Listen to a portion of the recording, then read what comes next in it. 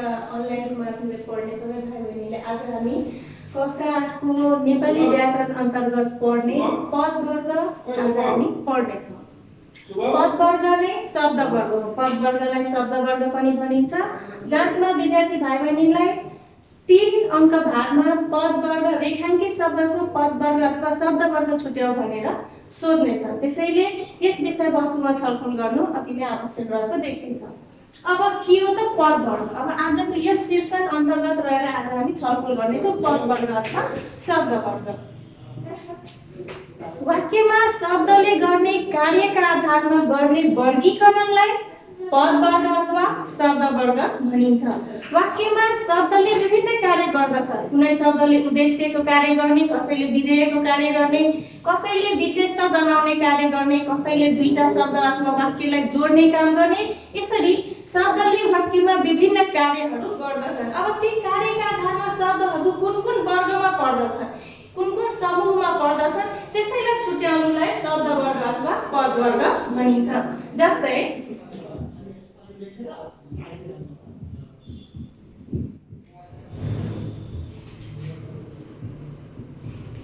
राम किताब पढ्छ भन्ने वाक्यमा 3वटा शब्दहरू रहेका छन्। अब यी शब्दहरू कुन वर्गमा पर्दछन्?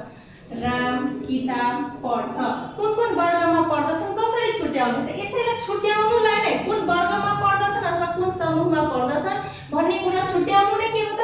पद वर्ग अथवा शब्द वर्ग हो। राम नाम अन्तर्गत पढ्यो, किताब पनि नाम र पढ्छ क्रिया। यसै गरेर हामी शब्द वर्ग छुट्याउनेछौँ। अब शब्द वर्ग अथवा पद वर्ग कति प्रकारका रहेका छन् त? पद वर्गलाई 2 प्रकारमा विभाजन गरिन्छ। त्यो हो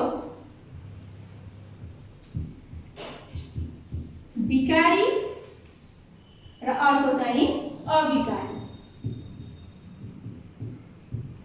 विकारी पद वर्ग, त्यसै गरेर अविकारी पद वर्ग। अब के हुन् यी विकारी र अविकारी पद वर्ग? विकारी पद वर्ग भनेको लिङ्ग, वचन, पुरुष, काल, पक्ष, भाव आदि अनुसार रूप परिवर्तन हुने शब्दलाई के भनिन्छ त? विकारी पद वर्ग अथवा विकारी शब्द वर्ग भनिन्छ। ठ्याक्कै यसको विपरीत लिङ्ग, वचन, पुरुष, काल, पक्ष आदिका आधारमा रूप परिवर्तन नहुने शब्दलाई अविकारी शब्द वर्ग अथवा अविकारी पद वर्ग भनिन्छ। अब विकारी अन्तर्गत 4 प्रकारका शब्दहरू पर्दछन्। ती के छन् भने?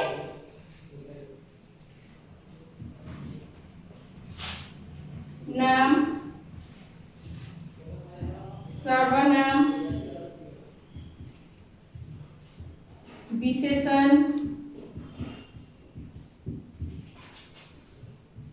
अनि क्रियापद। त्यसै गरेर अविकारी अन्तर्गत के पर्दछन् भने? नामयोगी, क्रियायोगी,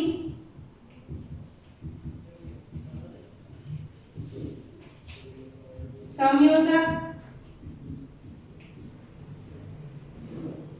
विस्मयादिबोधक,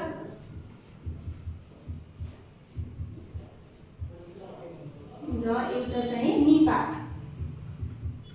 यसरी पद वर्ग 2 प्रकारका, विकारी पद वर्ग, अविकारी पद वर्ग। विकारी अन्तर्गत नाम, सर्वनाम, विशेषण, क्रियापद पर्दछन् भने अविकारी अन्तर्गत नामयोगी, क्रियायोगी, संयोजक, विस्मयादिबोधक र निपात गरेर 5 प्रकारका शब्द पर्दछन्। यसरी हेर्दा पद वर्ग अन्तर्गत जम्मा 9 प्रकारका शब्दहरू पर्दछन्। ती 9 प्रकारका शब्द विद्यार्थी भाइ बहिनीले राम्रोसँग चाहिँ याद गर्नुपर्नेछ र शब्दलाई चिन्न आउनुपर्नेछ। अब त्यसलाई कसरी चिन्ने हामी अब चर्चा गर्नेछौँ यस बारेमा।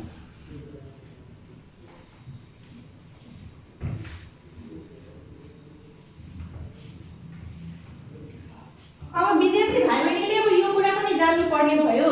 नाम, सर्वनाम, विशेषण र क्रियापदलाई विकारी र अन्य यता नामयोगी, क्रियायोगी, संयोजक, विस्मयादिबोधक, निपातलाई अविकारी किन भनिन्छ त? कसरी विकार आउँछन् र आउँदैनन् भन्ने कुरा अहिले हामी चर्चा गर्नेछौँ। जस्तै अब यो राम शब्द नाम शब्द भयो हैन।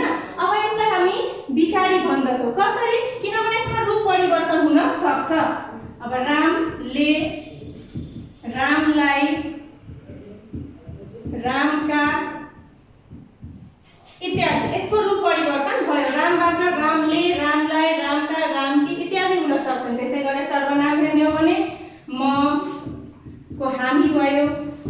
त्यसै गरेर तबाट तिमी, बहुवचनमा जाँदा तिमीहरू इत्यादि यसका रूप परिवर्तन भइरहेछ। त्यसै गरेर विशेषणलाई हेर्ने हो भने कालो विशेषण छ है। अब स्त्रीलिङ्ग गर्दा काली हुन्छ। त्यसै गरेर मोटो विशेषण छ, यसलाई बहुवचनमा लाँदा मोटा हुन्छ। यसका रूप परिवर्तन भइरहेछ। त्यसै गरेर क्रियापदलाई हेर्ने हो भने पढ्छ क्रियापद छ। अब यसका विभिन्न रूप परिवर्तन हुन्। जस्तै पढ्छलाई स्त्रीलिङ्गमा लाग्दा पढ्छे, बहुवचन गर्दा पढ्छन्, काल पक्ष अनुसार पढ्यो, पढ्नेछ इत्यादि यसको रूप परिवर्तन भइरहेछ। भिखारी शब्द भनेकै के हो त? रूप परिवर्तन हुने। विभिन्न आधारमा लिङ्ग, वचन, पुरुष, आदर, काल, पक्ष, भाव आदि आधारमा रूप परिवर्तन हुने शब्दहरू। अब यो रूप परिवर्तन हुने शब्द के हुन् त? विकारी शब्द हुन्। र रूप परिवर्तन नहुने शब्द के हुन्? अविकारी। अब एउटा अविकारीको उदाहरण लिने हो भने माथि शब्द अविकारी अन्तर्गत पर्ने नामयोगी शब्द हो है। नामयोगी भनेको नाम सर्वनामसँग एकै टिकामा जोडेर लेखिने शब्द के हुन्छ? नामयोगी हुन्छ। अब यो माथिलाई हामी माथिहरू गर्न सक्दैनौँ। माथिले हुँदैन, माथि सँग के भन्छ माथिमा कुनै विकार आउँदैन, यसको वचन परिवर्तन हुँदैन। अर्थात् यो जुन पनि वाक्यमा यसको रूप परिवर्तन हुँदैन। यो जस्ताको त्यस्तै प्रयोग हुने भएकोले यो अविकारी अन्तर्गत पर्दछ। अब हामी विकारी अन्तर्गत पर्ने नाम शब्दबारे छलफल गर्नेछौँ।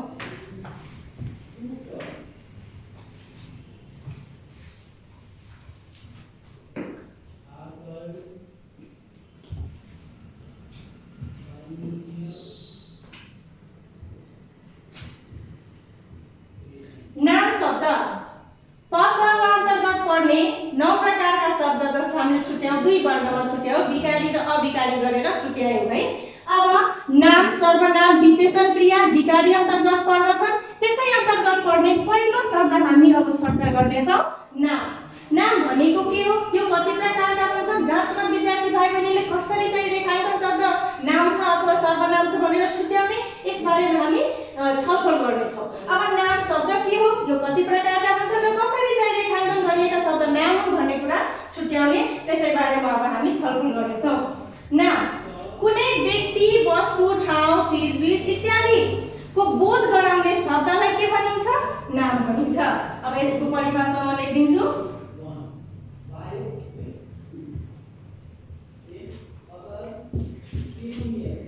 कुनै व्यक्ति, वस्तु, जाति, समूह,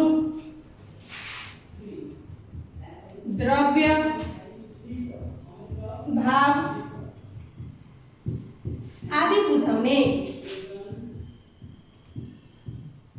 शब्दलाई नाम भनिन्छ। नामलाई संज्ञा पनि भनिन्छ।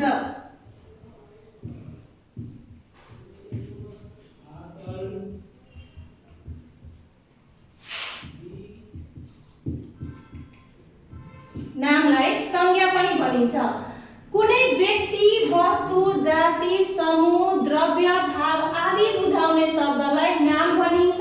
नामलाई संज्ञा पनि भनिन्छ। अब वाक्यमा रेखाङ्कन गरिएका शब्द नाम हो भने त्यसलाई नामको सट्टामा हामी संज्ञा लेख्न पनि सक्छौँ। अब यसै आधारमा नामहरू जस्ता व्यक्तिका नाम के हुन सक्छ? हामी सबैले बुझेका हौँ। व्यक्तिका नाम जस्तै रमेश, गीता,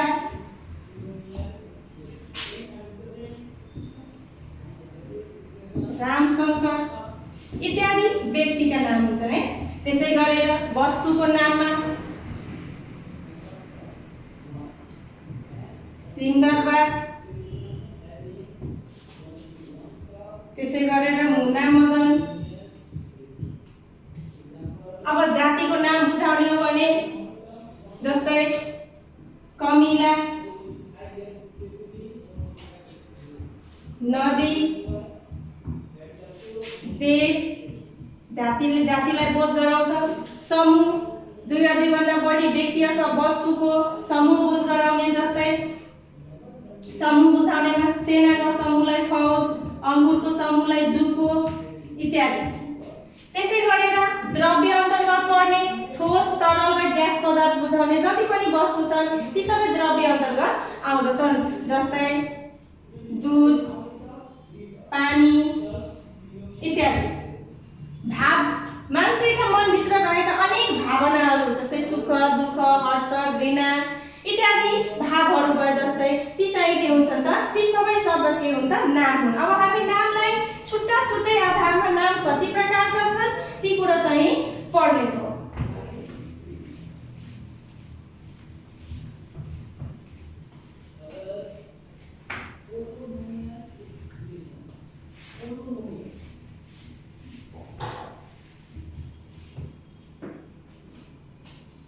नामका प्रकार।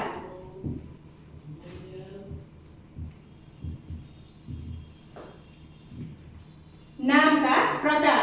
नाम मुख्यतः परम्परागत आधारमा 5 प्रकारका हुन्छन्। व्यक्तिवाचक नाम,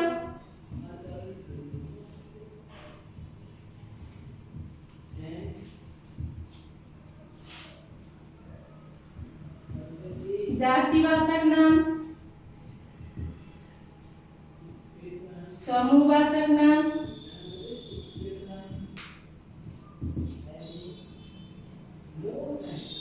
द्रव्यवाचक नाम,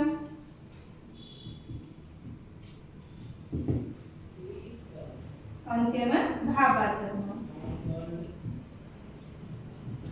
नाम मुख्यतः परम्परागत आधारमा यिनै 5 प्रकारका छन्। यसबाहेक पनि अन्य नामहरू छन्, त्यसलाई पनि हामी अलिकति चर्चा गर्ने नै छौँ।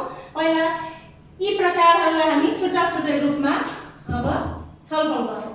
व्यक्तिवाचक नाम, कुनै एउटा, यसको परिभाषामा विशेष जोड दिँदै छोटा शब्दमा कुनै एउटा, है ध्यान दिनुहोस्, कुनै एउटा, यो एउटा शब्दलाई अलिक विशेष जोड दिन्छु। कुनै एउटा व्यक्ति, वस्तु, ठाउँ आदिलाई तोकेर बुझाउने,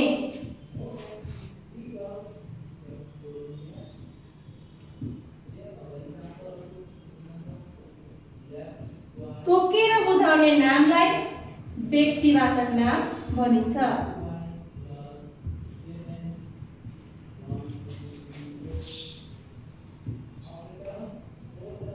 अब यो व्यक्तिवाचक नाम कसरी चिन्ने त, हामीले विशेष ध्यान दिनुपर्ने कुनै एउटा व्यक्ति, वस्तु, ठाउँ आदिलाई तोकेर बुझाउने नामलाई व्यक्तिवाचक नाम भनिन्छ। यसले कुनै एउटैको बोध गराउँछ। जस्तै कुनै एउटा मान्छे, कुनै एउटा नदीको नाम, कुनै एउटा वस्तुको नाम, यसले एउटालाई बोध गराउँछ। अब यसका उदाहरण हेर्ने हो भने यहाँ थुप्रै उदाहरण प्रस्तुत गर्दैछु। जस्तै व्यक्ति बुझाउने नाम के हुन सक्छ त,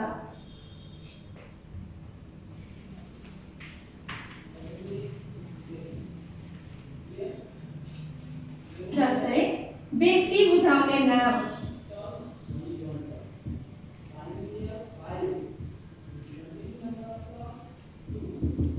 अब व्यक्ति बुझाउने नाम के हुन सक्छन् भाइ बहिनीहरु, यहाँ मनमा विचार गरिसक्नु भएको होला। व्यक्ति बुझाउने नाम जस्तै हाम्रै नाम भयो, रमेश भयो,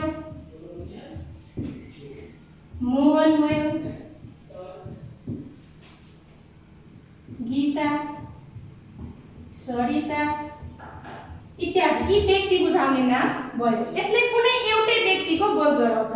त्यसै गरेर वस्तु बुझाउनेमा जस्तै हनुमान ढोका कुनै एउटा वस्तुको नाम भयो। जस्तै सिंहदरबार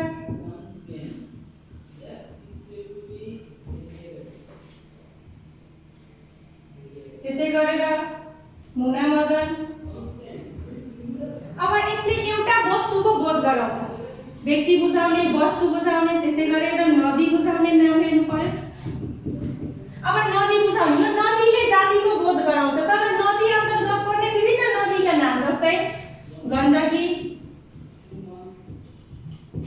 त्रिशुली, कोशी इत्यादि। अब यो गण्डकी भनेपछि एउटै छ, यसको परिभाषाले नै के भन्छ, कुनै एउटा व्यक्ति वस्तु आदिलाई तोकेर बुझाउने भनेपछि गण्डकी एउटै छ, त्रिशुली एउटै छ, कोशी पनि एउटै छ। तर समग्र नदी भन्नाले व्यक्तिवाचक नाम भएन, नदी के अन्तर्गत आउँछ, जाति अन्तर्गत, किनभने यस अन्तर्गत यी विभिन्न नामहरू समावेश भइरहेको छ। तर यो गण्डकी भन्ने बित्तिकै एउटा। त्यसै गरेर चाडपर्व बुझाउने नाम,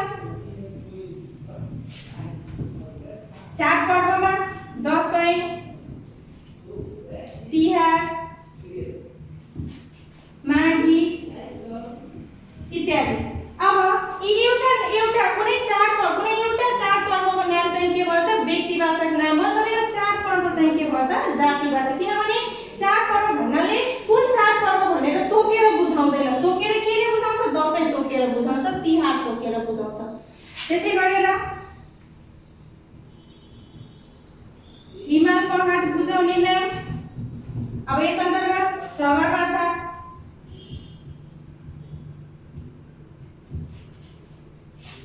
माछापुच्छ्रे,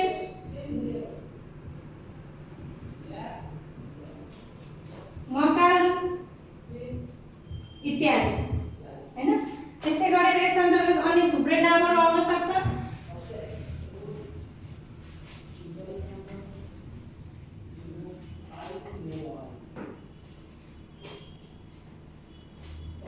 यस अन्तर्गत महिना र बारको नाम पनि आउँदछ। अब महिना बुझाउने नामहरू के हुन्छन्, अब वैशाखदेखि लिएर चैत मसान्तसम्मका सबै नामहरू यस अन्तर्गत पर्दछन्, जस्तै वैशाख, ज्येष्ठ इत्यादि, यी सबै यस अन्तर्गत आए। बार बुझाउने नाम पनि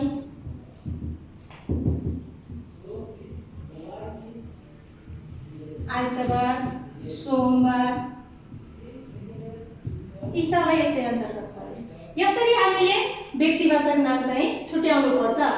व्यक्तिवाचक नाम भन्ने बित्तिकै कुनै एउटा व्यक्ति, वस्तु, ठाउँ, नदी, नाला आदिलाई तोकेर बुझाउने शब्द के हुन् त, व्यक्तिवाचक नाम हुन्। जस्तै अब देश बुझाउने नाम हेर्नु पर्यो भने अब यो अथवा ठाउँ बुझाउने, अब यस अन्तर्गत नेपाल, भारत, अमेरिका इत्यादि यी सबै पर्दछन्। यो देशले जातिको बोध गरायो, तर नेपाल, भारत, अमेरिका भनेपछि कुनै एउटै छ, यो एउटा मात्र हो, तर यसले समग्र जातिको बोध गराउने गर्दछ। तसर्थ देश जातिवाचक नाम, नेपाल, भारत र अन्य ठाउँहरूको नाम चाहिँ के भयो त, व्यक्तिवाचक नाम भयो। यसरी हामी चाहिँ व्यक्तिवाचक नाम छुट्याउन सक्दछौँ। एकचोटि पुनः स्मरण गराउँदै, कुनै एउटा व्यक्ति, वस्तु, ठाउँ आदिलाई तोकेर बुझाउने नामलाई व्यक्तिवाचक नाम भनिन्छ। यस अन्तर्गत व्यक्ति बुझाउने नाम, वस्तु बुझाउने, नदी बुझाउने, चाडपर्व बुझाउने, हिमाल पहाड बुझाउने, महिनाका नाम बुझाउने, बारको नाम बुझाउने, देशको नाम बुझाउने इत्यादि पर्दछन्। अब हामी नामको अर्को प्रकार अन्तर्गत प्रवेश गर्दैछौँ। अर्को नाम के छ, जातिवाचक नाम।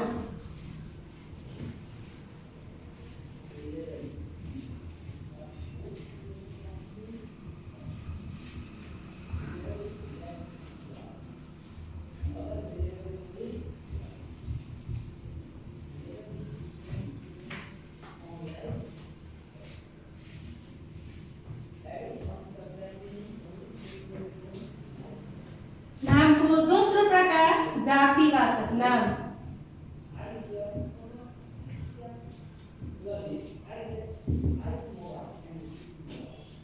जातिवाचक नाम कुनै व्यक्ति, वस्तु आदि को समग्र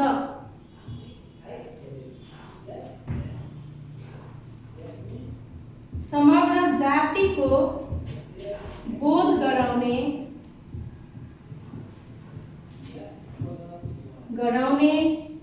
नामलाई जातिवाचक नाम भनिन्छ।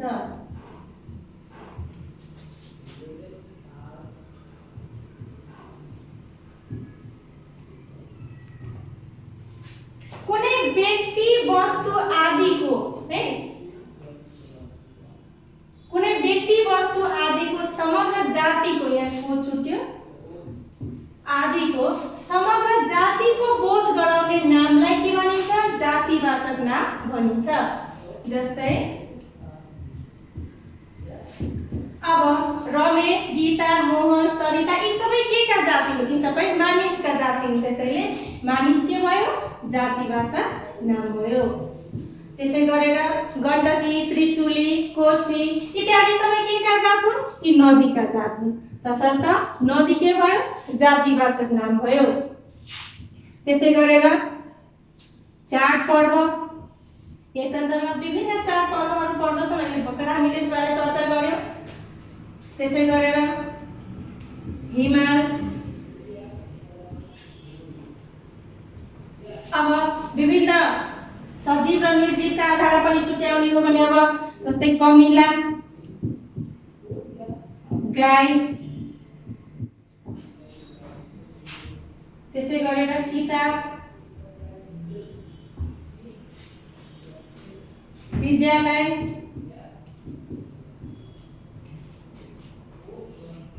इत्यादि। अब यसले यो मानिसले कुनै एउटा वस्तु अथवा व्यक्तिको जातिलाई बुझाउने काम गरेको छैन यसले समग्र मानिसको जातलाई बुझाउने काम गरेको छ। त्यसै गरेर नदी पनि जातिवाचक नाम हो किनभने यसले नदी भन्ने बित्तिकै यस अन्तर्गत सबै नदीका नामहरू पर्ने भयो। चाडपर्व पनि त्यसै प्रकारको नाम भयो। हिमाल अन्तर्गत जति पनि हिमालहरू रहेका छन् ती सबै यस अन्तर्गत समावेश हुने भयो त्यसैले हिमाल के भयो जातिवाचक नाम भयो। कमिला गाई किताब विद्यालय यसै गरेर जसले समग्र जातिको बोध गराउँछ ती के हुन्छन् त जातिवाचक नाम हुन्छन्। यसरी विद्यार्थी भाइ बहिनीहरूले जसमा यो व्यक्तिवाचक नाम हो जातिवाचक नाम हो भनेर चिन्न सक्छन् तर जसमा विद्यार्थी भाइ बहिनीलाई छुट्टा छुट्टै लेख्नु पर्दैन। विद्यार्थी भाइ बहिनीलाई के गर्नुपर्छ भने मात्र यो नाम हो भनेर चिन्नुपर्छ नामका प्रकार त्यहाँ उल्लेख गर्नु पर्दैन। र पनि आफ्नो ज्ञानको लागि जानिराख्नु अति नै आवश्यक छ। अब त्यसै गरेर हामी नामको अर्को प्रकार अन्तर्गत प्रवेश गर्नेछौँ।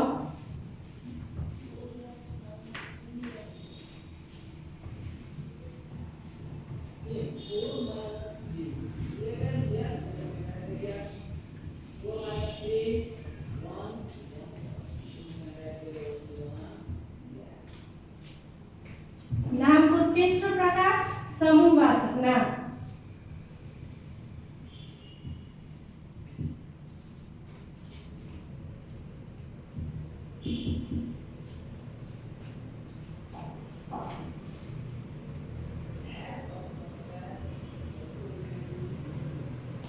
कुनै व्यक्ति वस्तु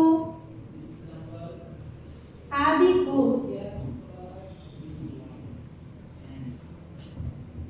समूह बुझाउने नामलाई समूहवाचक नाम भनिन्छ।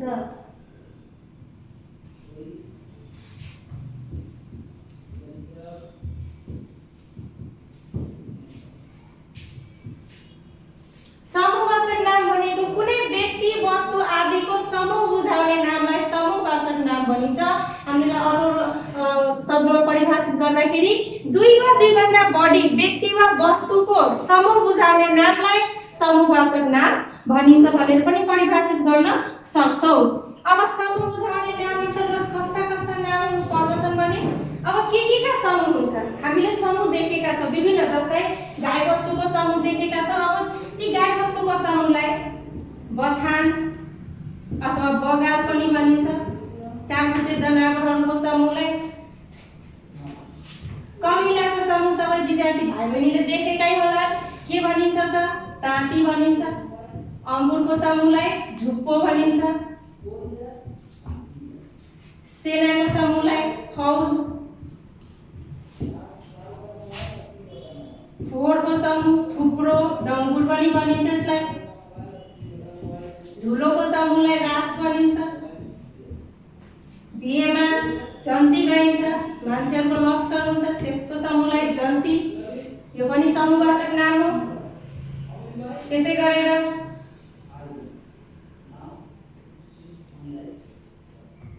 पल्टन इत्यादि यी सबै के हुन् त समूहवाचक नाम हुन्।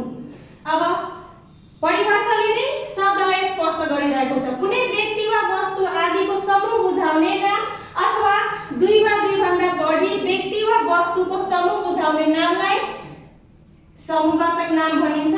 ती समूहवाचक नाम अन्तर्गत यस प्रकारका नामहरू पर्दछन्। अब त्यस्ता शब्दहरूलाई विद्यार्थीहरूले कण्ठ गर्नुपर्ने हुन्छ। त्यसै गरेर अब हामी नामको चौथो प्रकारमा प्रवेश गर्दैछौँ। यहाँ लेख्दा देखिँदैन, माथि नै लेख्नुपर्छ।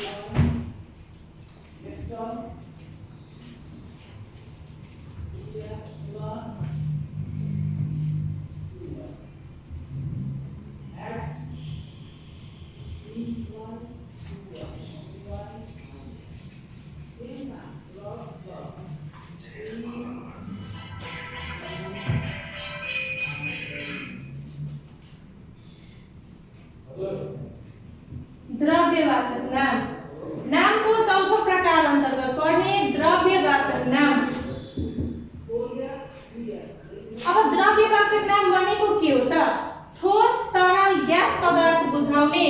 यसको म दुईटा परिभाषा प्रस्तुत गर्दछु। पहिलो हेरौँ, ठोस तरल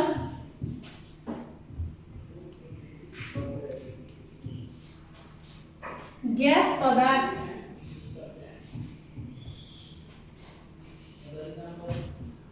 ठोस तरल ग्यास पदार्थ बुझाउने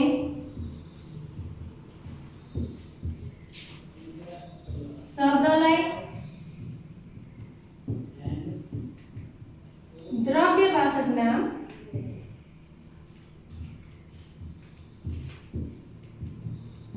भनिन्छ। अथवा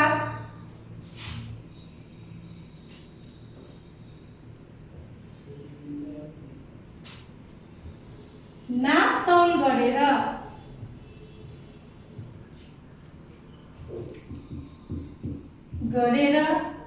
मापन गरिने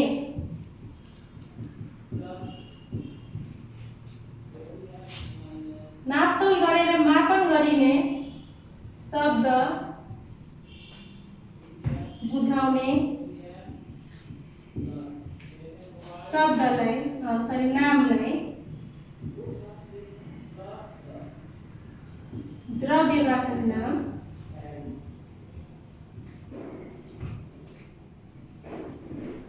भनिन्छ। एउटा शब्द छुट्यो, गर्न नसकिने तर नापतोल गर्न सकिने।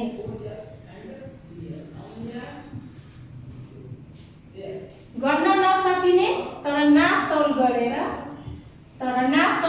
मापन गरिने शब्द बुझाउने नामलाई द्रव्यवाचक नाम भनिन्छ। यसमा स्पष्ट रूपले के बुझ्ने भने ठोस तरल र ग्यास पदार्थ बुझाउने नामहरू के हुन् त? अब ठोस अन्तर्गत के पर्यो त? अब ठोस पदार्थ अन्तर्गत चामल, ढुङ्गा,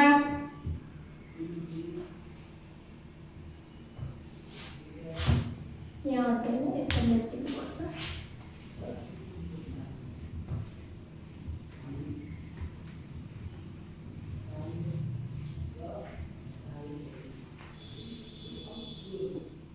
जस्तै चामल, माटो,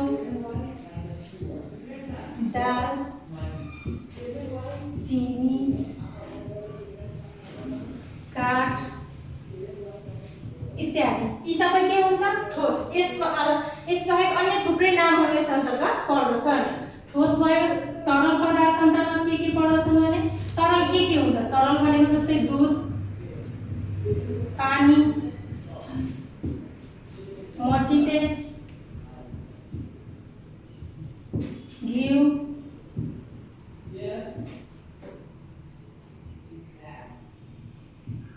पेट्रोल, यी सबै के हुन्छ तरल भयो।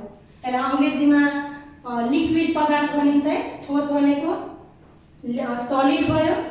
त्यसै गरी ग्यास पदार्थ अन्तर्गत के पर्दछन् भने जस्तै वायु, अक्सिजन इत्यादि नामहरू यस अन्तर्गत। अब ग्यासका नामहरू के हुन्छन् विद्यार्थी भाइहरूले राम्ररी बुझेका छन्। अब यी शब्दहरू के हुन्छ द्रव्यवाचक नाम। अब यसको अर्को परिभाषा हामीले के भनेका थियौँ भने गर्न नसकिने तर नापतोल गरेर मापन गर्न सकिने। अब हामी चामल किन्न जाँदाखेरि हामी चामल गनेर किन्दैनौँ, हामी चामल के कसरी किन्छौँ भने मापन गरेर, मापन भनेको वजन गरेर तौलेर।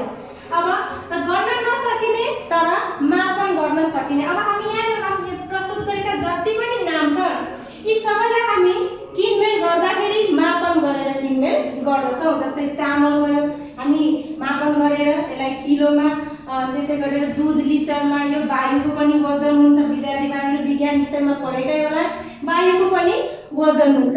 हावा के हो त वजनदार वस्तु हो, त्यसैले यो ग्यास अन्तर्गत पर्यो।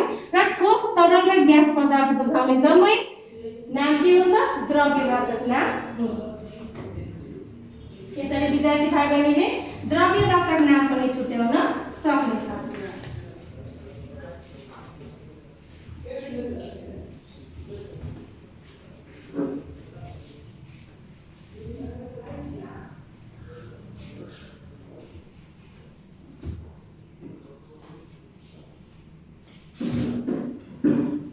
नामको पाँचौं प्रकार भाववाचक नाम।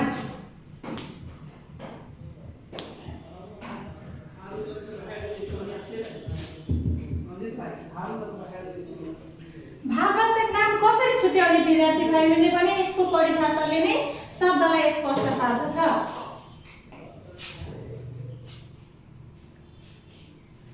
व्यक्ति वा वस्तुको गुण, दोष, अवस्था,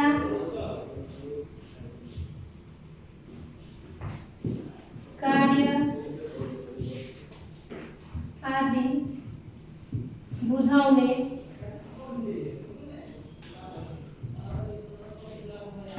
नामलाई भाववाचक नाम भनिन्छ।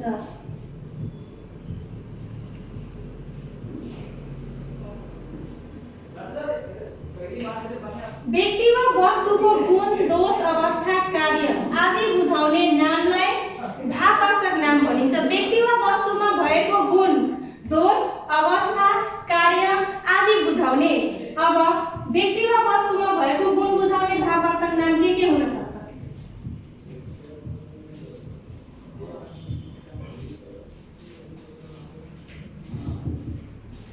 जस्तै माया, प्रेम,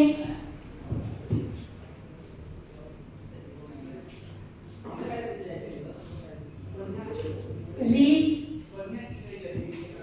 घृणा इत्यादि। त्यसै गरेर अवस्था बुझाउने,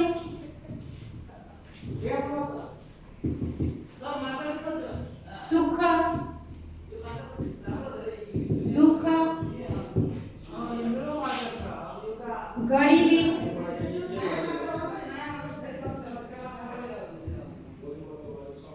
जवानी,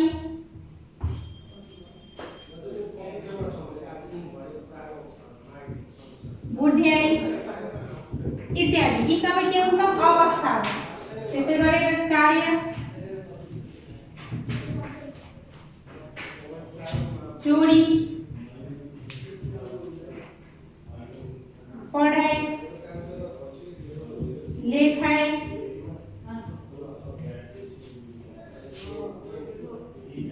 हिराइ इत्यादि। यी सबै के हुन्छ कार्य हुन्। यस अन्तर्गत भाववाचक नाम अन्तर्गत अन्य केही नाम हामी थप्न सक्छौँ। अब जस्तै सुख, दुःख, माया, प्रेम, रिस इत्यादि।